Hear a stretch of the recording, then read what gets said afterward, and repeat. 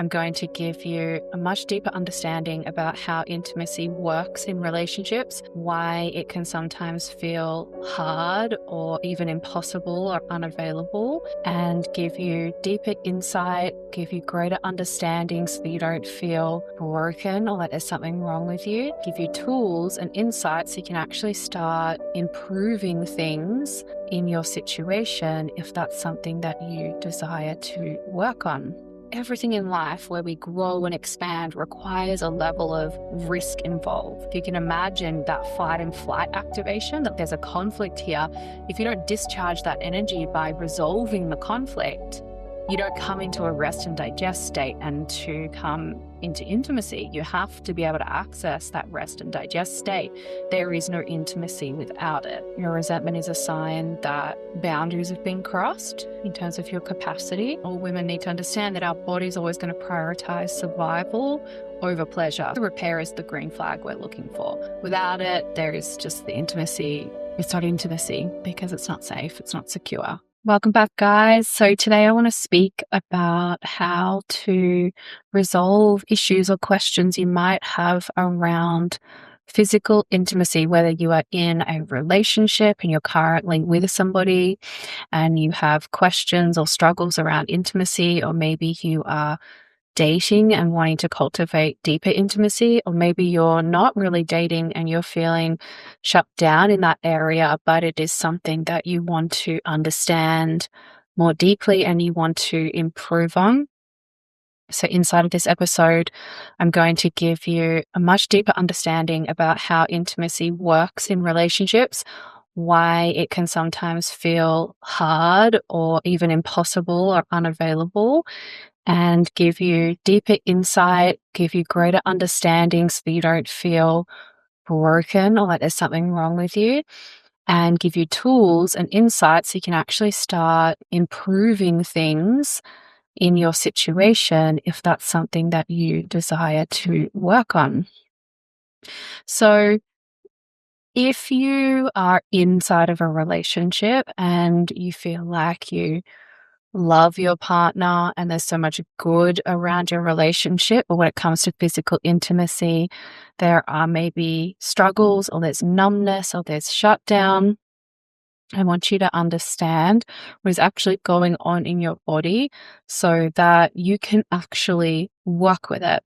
And this also might be arising if you are dating and maybe not feeling the attraction, or feeling the attraction in spaces that maybe aren't aligned for you. Or maybe you've come out of a period of maybe heartbreak or betrayal or something and you feel quite closed off around intimacy, but it is something that you really desire.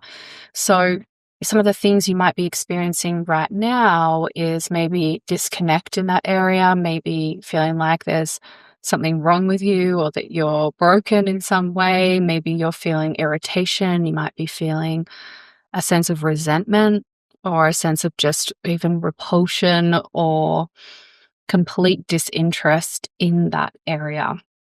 So I want you to understand that this doesn't reflect who you are as a person. It is a strategy of your body to protect you in some way, and it's our job to find out what is actually going on, what you're protecting against, and then how we can support you to feel more at ease, and more at ease not just in intimacy, but more at ease within yourself, more at ease within your own body. So some of the signs that might be coming up for you are things like numbness. So you might feel nothing around desire for intimacy. You might feel a sense of numbness or nothingness in physical intimacy. You might feel disconnected from your body. You might feel tension, bracing, a tightening in your body, whether that's around the thought of it or around actual intimacy with somebody. You might feel irritation, repulsion. You might get the ick, that kind of thing. You might feel like you want distance.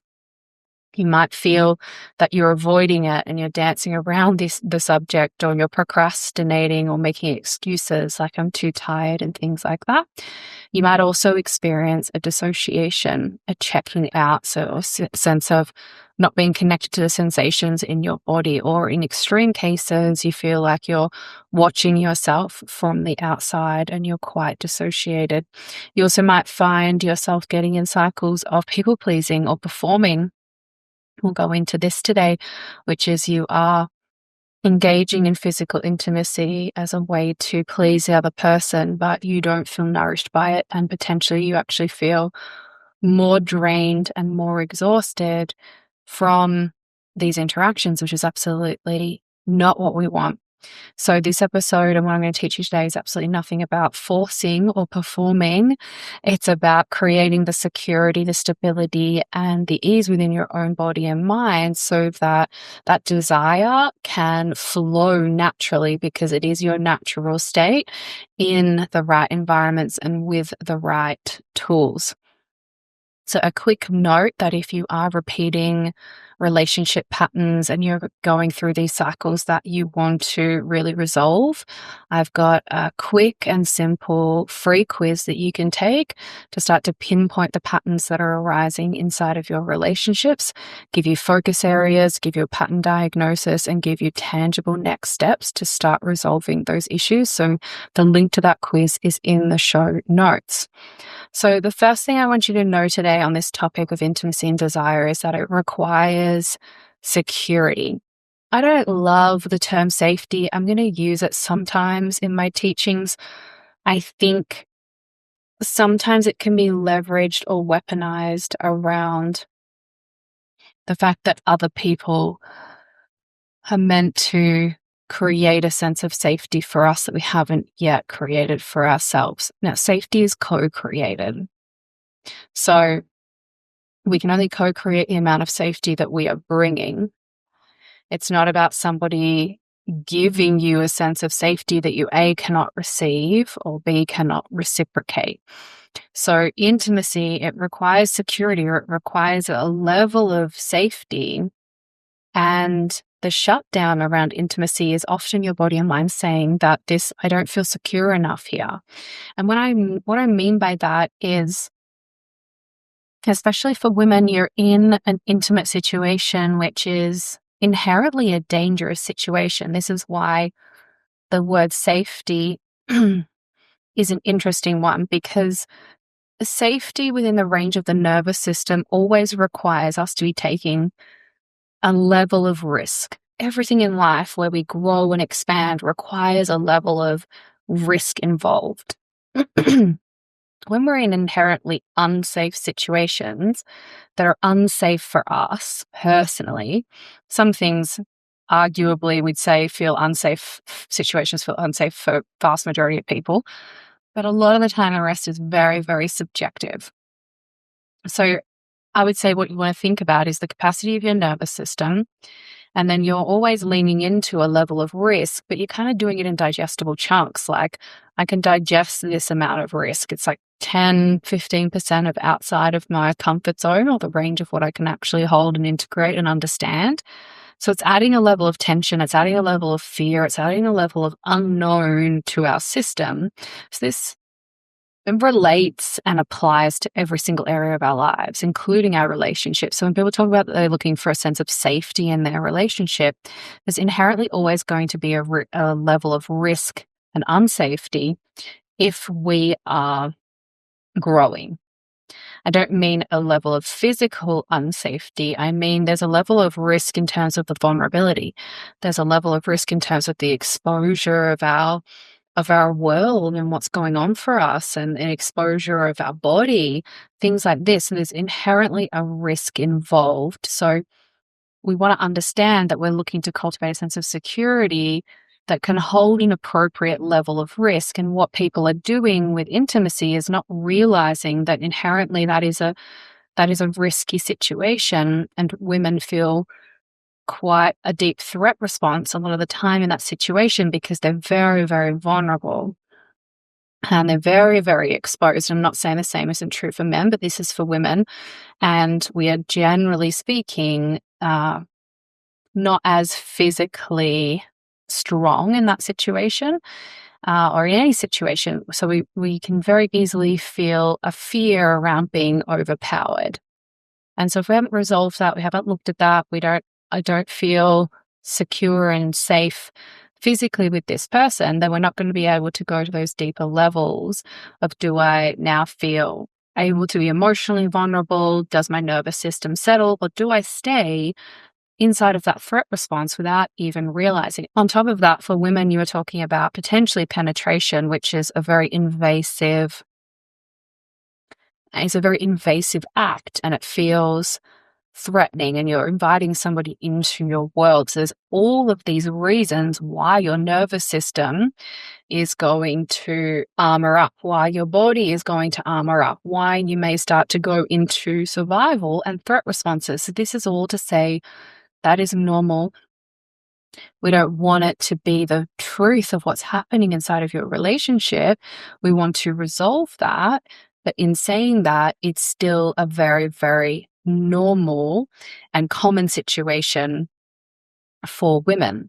So what we need to understand in this is that if you're saying no, or you are in these situations, or you're feeling shut down, it doesn't necessarily mean you don't love them. Doesn't necessarily mean you're with the wrong person. Doesn't necessarily mean that you're like too damaged. It definitely doesn't mean that. And it doesn't mean that you can't shift it and you can't change it and you can't improve it if you're willing to put in the effort to do so. What it often means, which you're probably starting to piece together for yourself, is that your system is associating intimacy with a sense of threat. And that may look like or feel like pressure. It might then cause you to go into performance, but inherently there's a state of risk, there's a state of unknown. There's something inside of that experience that your body is saying, I don't trust. So we just have to inch our way towards that to understand exactly what's going on. So it can also mean somewhere along the line your boundaries have been crossed, whether that's inside of the physical intimacy container or it's other areas in the relationship. You are crossing your boundaries, you're not setting boundaries, or you're expressing them and maybe they're getting dismissed or ignored. Another thing would be that you don't feel emotionally attuned to this person. You don't feel emotionally attuned to yourself, or you don't feel emotionally held inside of the container. Maybe there's no repair after conflict. There's no secure conflict skills. Maybe resentment has built up. And maybe this is a really, really common one. The stresses of life have exceeded your current capacity. And so therefore, intimacy, and which requires a sense of ease, it requires an access to our emotional state, all of these things, it goes offline, because if your stress is high and your tension is high, we don't have access to those states. So it's important to understand that this sense of intimacy and desire doesn't live inside of pressure and obligation. It lives inside of security and capacity and co-regulation. So something to reflect on as we go through this is to understand and maybe question, when did the no really start for you? Was it always there? Has it always been there?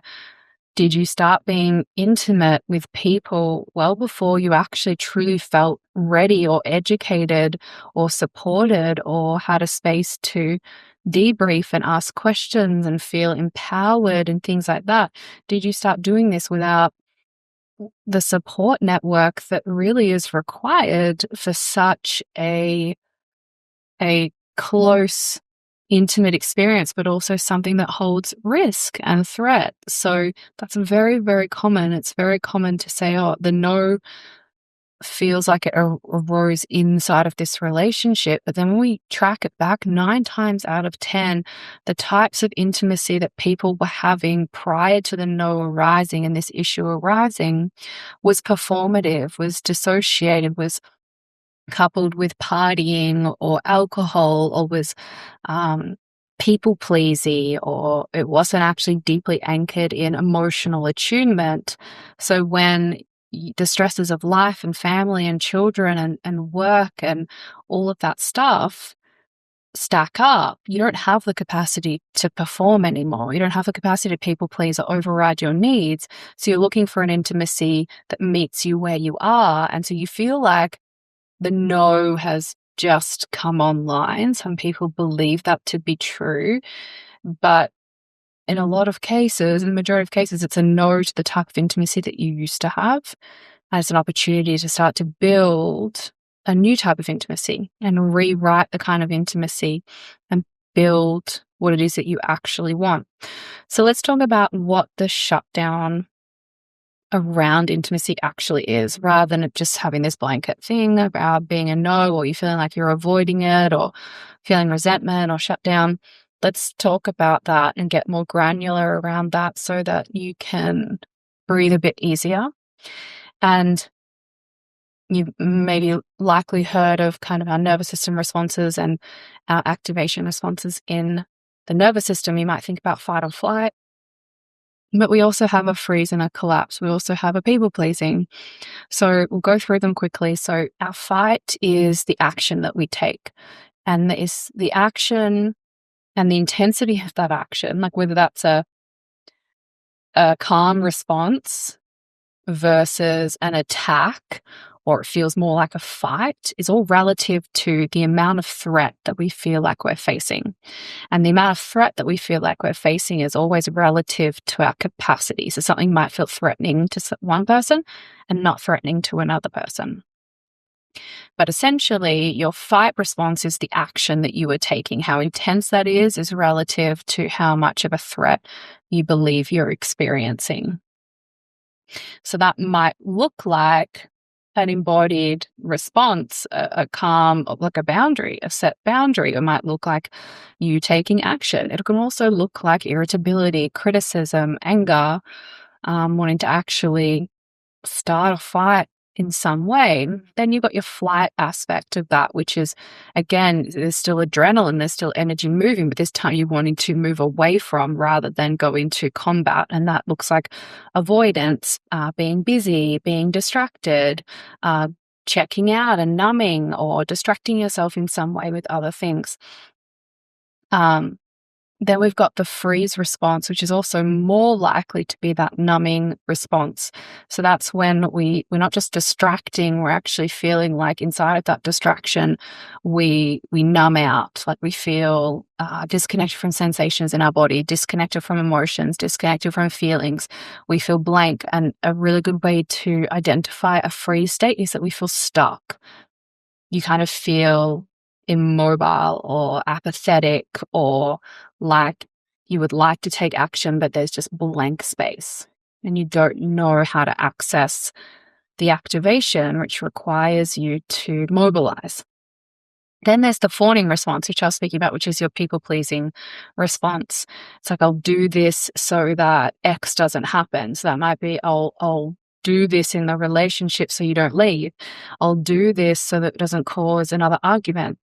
I'll do this so that you don't treat me in this way, or I'll do this to avoid something. I'll do this even to manipulate and make you like me more or stay longer. That it can be really, really common inside of intimacy.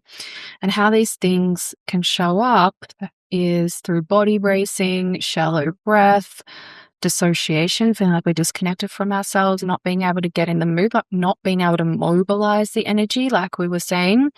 And then also feeling like you're there physically, but you're disconnected emotionally. All of that is really common. So why would your body choose this? And it's really important to understand that you're going to compartmentalize, for lack of a better term. You've got X amount of energy to focus on the tasks that you have and what is going on in your life. And inside of that, intimacy is going to take a back seat when you don't have enough capacity. You are trying at all times to reduce your load or reduce overwhelm to a point that you can actually digest it. And if you are trying to prevent overwhelm, intimacy just goes. It's really, really common when we're overloaded and under supported that it just goes, or we don't have the right tools. It just goes. This can also happen, and we can feel the shutdown or the avoidance around it if we are trying to prevent conflict. We're trying to prevent violation. We're trying to prevent rejection. So it's important to understand that shutdown is this intelligent mechanism.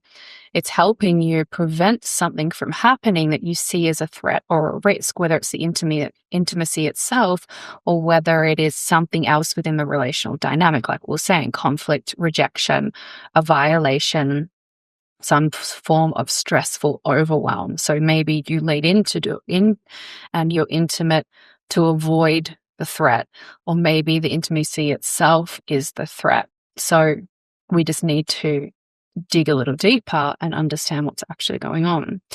So some of the common reasons and the whys behind your shutdown is a sense of need, feeling pressured to perform. Super common. I'm not a good partner. I'm not a good woman if I'm not intimately or sexually available. And then it becomes this test.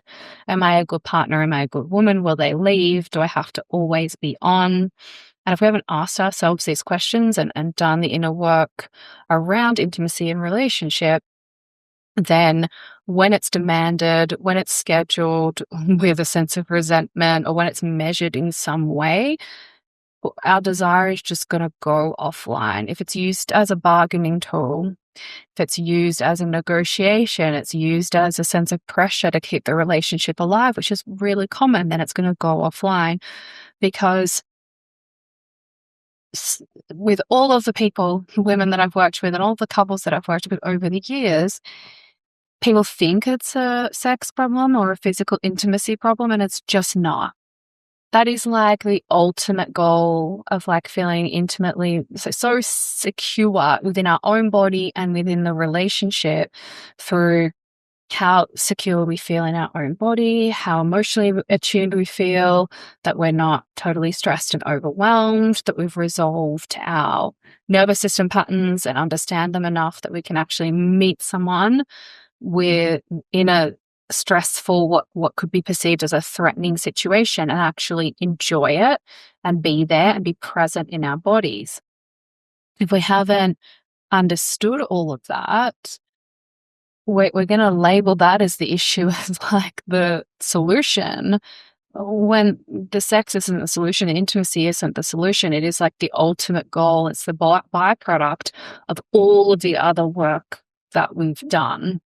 But people want to kind of skip those steps and, get to that thing where you're missing a whole lot of nuance. You're missing a whole lot of beautiful intimacy and connection that makes all of that so much better. And you try to skip out on all of that. And so I'd love you to reflect in this moment along your journey of intimacy throughout your life. Do you and have you felt that you've had to perform in some way to keep closeness, to keep somebody around? Have you felt like you've had to self-abandon in some way? So the second cause of shutdown around intimacy is a lack of emotional security. So a lack of conflict resolution skills, a lack of repair in the relationship, a lack of being able to express feelings and needs without judgment. And so you might love somebody, but the conflicts you keep having don't resolve. And so when conflict doesn't resolve, your body remains guarded. Your nervous system remains on. If you can imagine that fight and flight activation, that like there's a conflict here, if you don't discharge that energy by resolving the conflict, you don't come into a rest and digest state. And to come into intimacy, you have to be able to access that rest and digest state. There is no intimacy without it. There can be performance, there can be just intimacy for the sake of whatever, ticking a box, but it won't be connected. So if your needs are minimized, you are mocked or you're punished or you feel unheard or unseen, your body is going to learn that emotional intimacy actually equals risk. And so it's better just to avoid it. It's a safer option to avoid it. So my question here for you would be, when there's tension, can you repair? Do you have those skills? Are they mutually brought by both parties to this relationship container? Or does it linger? Does it get swept under the rug? And does that then compound as tension in the body and disconnection between the two people?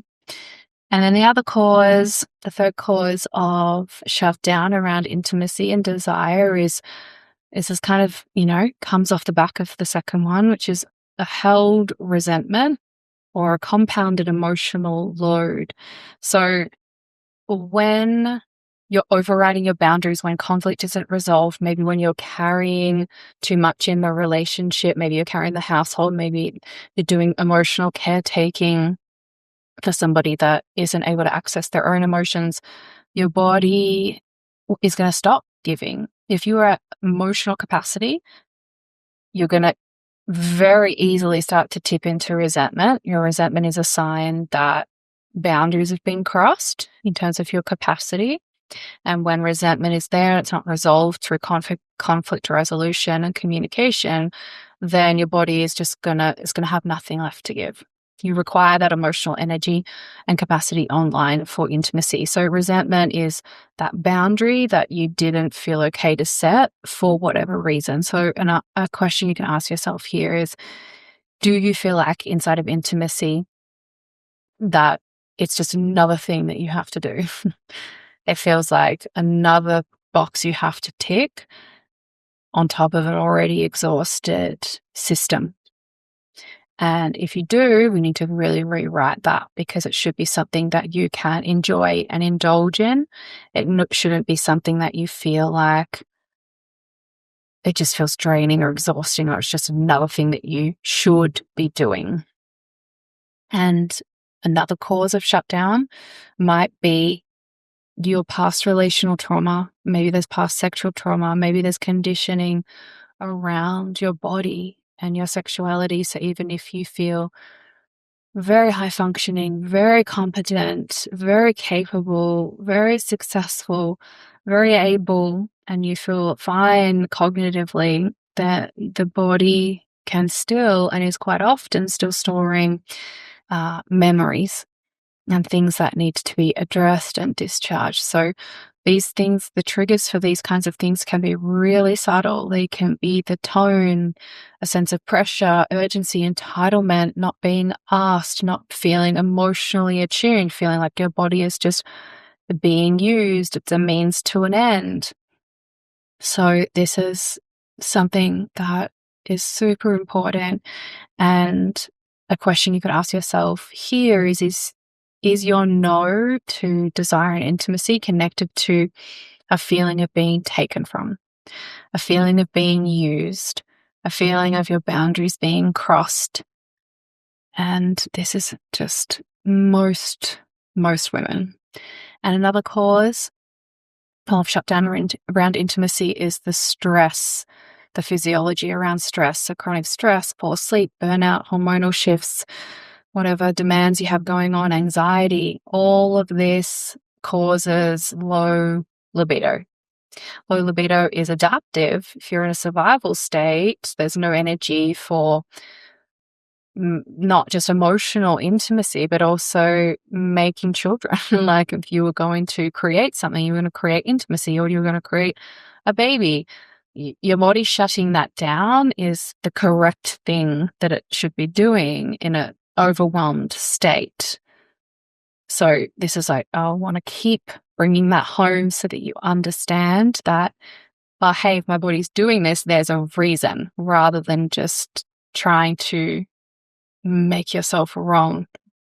It is doing exactly what it should be doing with the information and the support that it has. And you need to understand, and all women need to understand, that our body is always going to prioritize survival over pleasure. So if there isn't overflow, if there isn't excess, if there isn't more than what we're already dealing with, then there's not going to be space for that additional pleasure, indulgence, intimacy, emotional connection. And so you're always going to prioritize the things that feel necessary, not the things that feel like a nice to have. Now, in this world, in my world, for a really functioning and thriving relationship, intimacy isn't just a nice to have, it is a crucial part and a foundational part of a good relationship.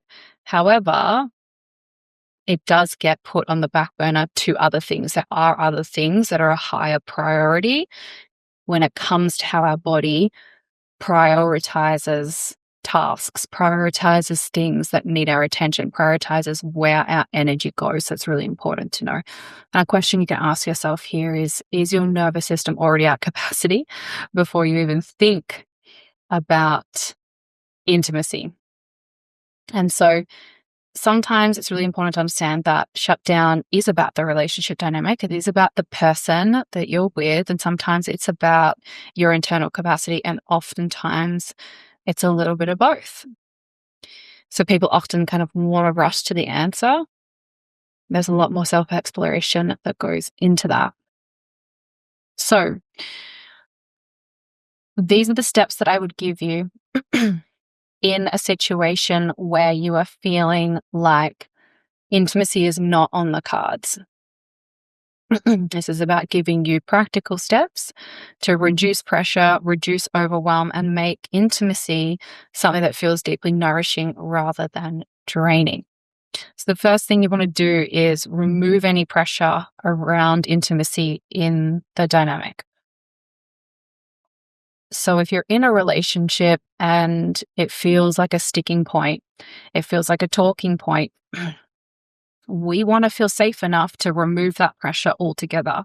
If you're in a relationship and you can't say no to that completely and have it respected, then it's not a secure environment. However, this isn't just I'm going to remove the pressure and say no indefinitely, because that's not fair to another person. It's saying, I'm saying we're going to remove the pressure so that we can rebuild the intimacy from the ground up and we can actually address the things that we need to address in order to make it better. So in understanding the need to remove the pressure, we have to understand that pressure kills off desire. Even subtle pressure, all of that counts. So removing the pressure gives enough breathing space for the desire to actually come back online. That's what we're looking for. Remove the pressure. If it increases desire, we are on the right path. So that's really important to know. And instead of pressure, we want to replace things like we should be doing this with how can we create more closeness? Rather than it should look like this, how can we explore the closeness together without defaulting into situations that compound stress, that compound pressure? Because often we'll find inside of individuals and couples that there is almost this addiction to stress and an avoidance of the actual intimacy and closeness that's required, because when we take the band-aid solution of sex off the table, we actually have to have conversations. We have to address the things in the relationship, and that can be quite confronting. It can be quite vulnerable, and things that need addressing are ultimately going to come up to the surface. So inside of removing pressure, we want to make sure consent feels very, very clear and not obligatory, but enthusiastic. So the next step would be to repair the emotional landscape inside of the relationship. So if there's, like we said, take the pressure off the table and repair the emotional connection. So if there's resentment present, we need to resolve it. And if you're not in a relationship and you're wanting to repair your relationship with desire, this is the same thing. You take the pressure off the table, you repair your own internal emotional landscape. I'll make sure I relate all of these points to you as well. So if there is resentment, if there's stuff you're holding on to, whether it's in the current dynamic or it's around your relationship with other people or men in general, tend to those emotions. If the resentment is held on to, if the tension is held on to, if you don't change the state of your body and your nervous system, the capacity for intimacy and the desire won't come back online. So repairing that, whether it is with another person or you're repairing something and finding closure and completion around something within you, repair is the green flag we're looking for. Without it, there is just the intimacy. It's not intimacy because it's not safe, it's not secure. So a really important thing to ask yourself here, that you can ask yourself in the dynamic or as an individual, is what unresolved moments is my body still remembering, and process those to the depth and the capacity that you can, where your desire for life and connection, all of that starts to reignite. The next step is to regulate before closeness.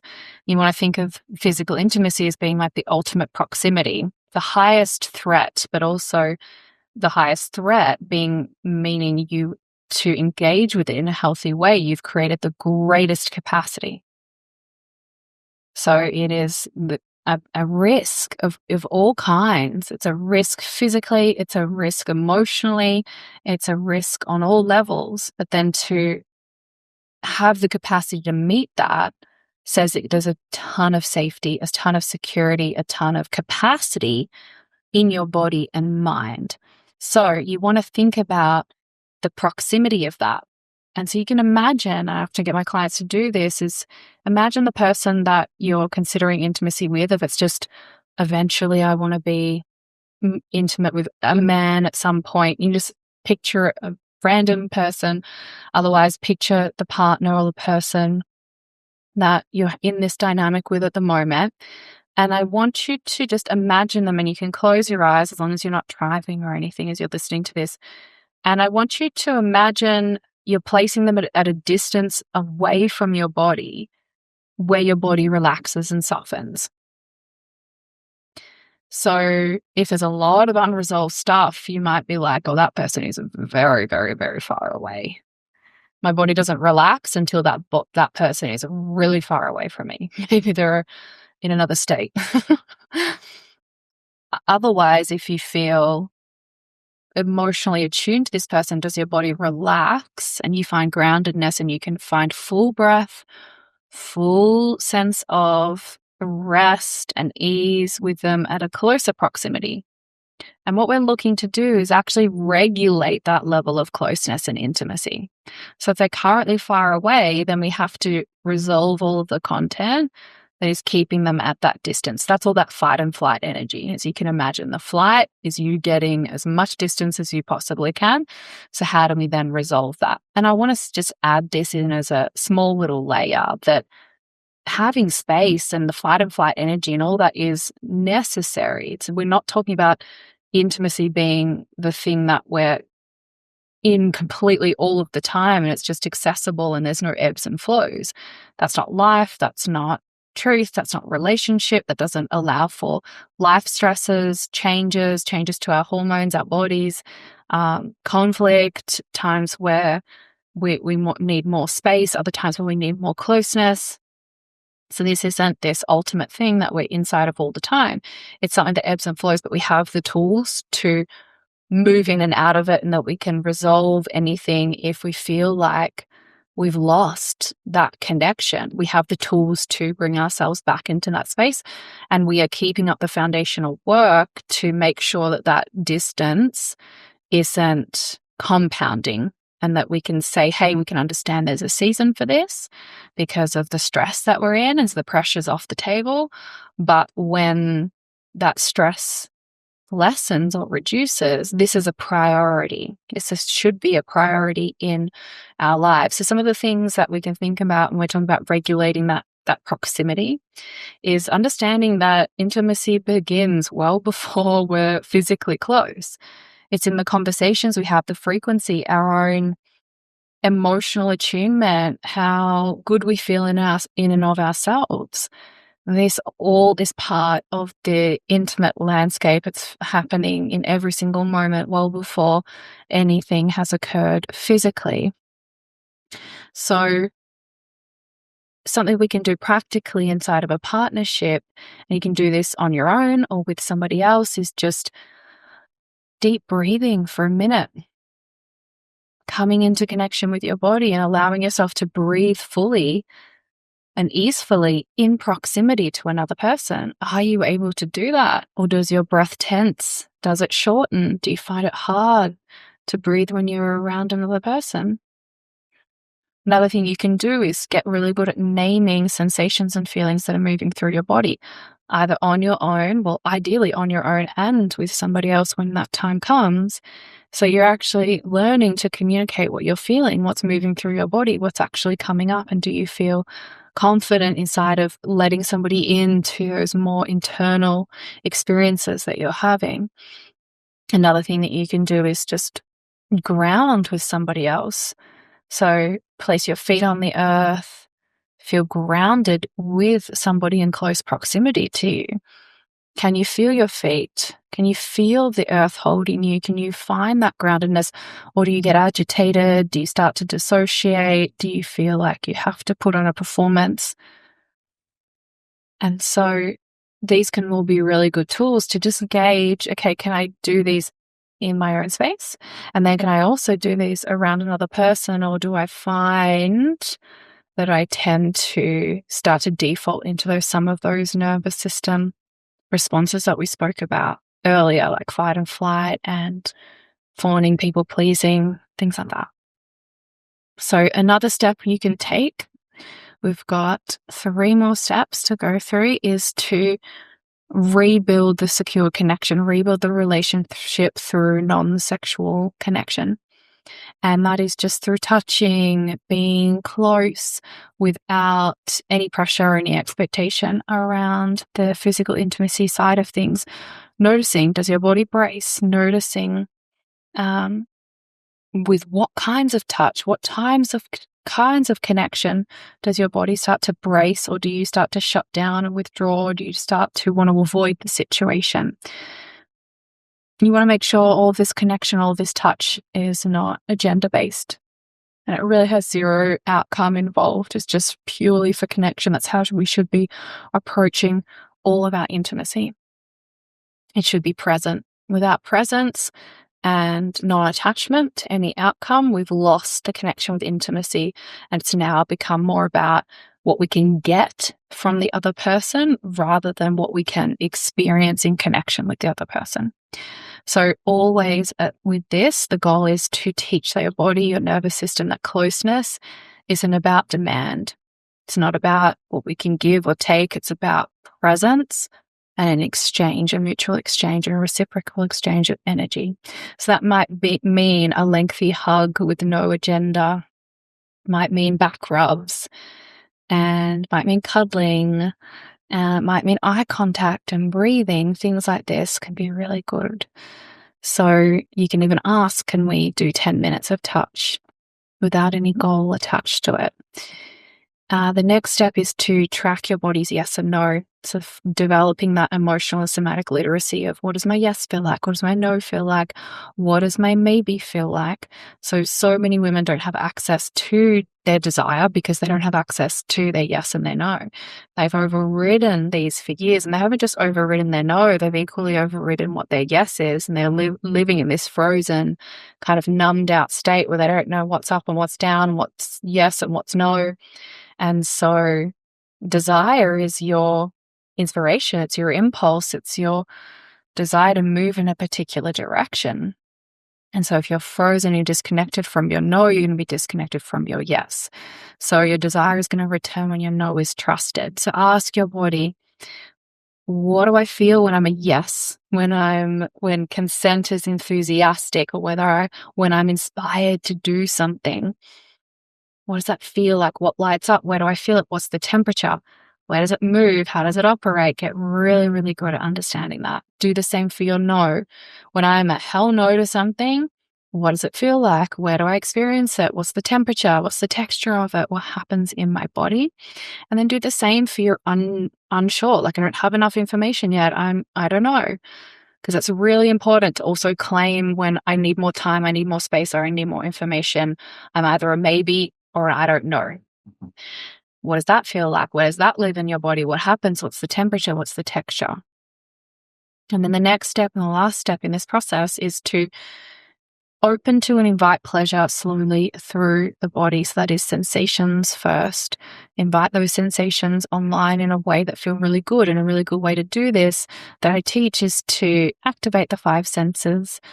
You know, your smell, your sight, your touch, all of those things in a way that feels good. It feels like it's adding a sense of goodness to your system. Often what we're doing without even realizing it every day is bombarding our senses with overstimulation of things that feel aggressive, they don't feel pleasurable, they don't feel nice. It's just stimulation, we're being slapped in the face. And therefore, we think then letting our senses come online means we're going to get overwhelmed. We're going to be bombarded. So we've braced, we've shut down, we've frozen.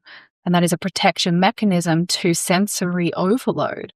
So retrain your body to open in beautiful sensory situations. Be out in nature where it's like, that's not overwhelming. Unless there's a massive storm or something. Generally, it's like, this is what we need to be regulating too. Be in nature, regulate your senses in a way that feels pleasurable, it feels good. Because pleasure isn't something you force, it's something that you allow and you experience and you receive. So start with all of those five senses, and then also the sensations you feel in terms of your inner feelings, your inner world, your felt body. Start with how you can feel good feelings like warmth or softness or just more expansive breath or presence, and give yourself at all stages of opening your sensory body, always give yourself permission to be a no, to stop. At any stage it stops feeling enjoyable, even if it feels a bit agitating because you're allowing in more than what you previously had, when it stops feeling like it's actually nourishing you, full permission to stop, because your safety, your sense of security is going to increase as you set those boundaries, as you set those limits, as you recognize the edges of your capacity. So we're going to leave it there for today. And I hope and I know there's been so many amazing takeaways. So if you're ready to take your intimacy and your relationships to the next level, I'll leave the link for the free quiz in the show notes, and I can't wait to see you next week.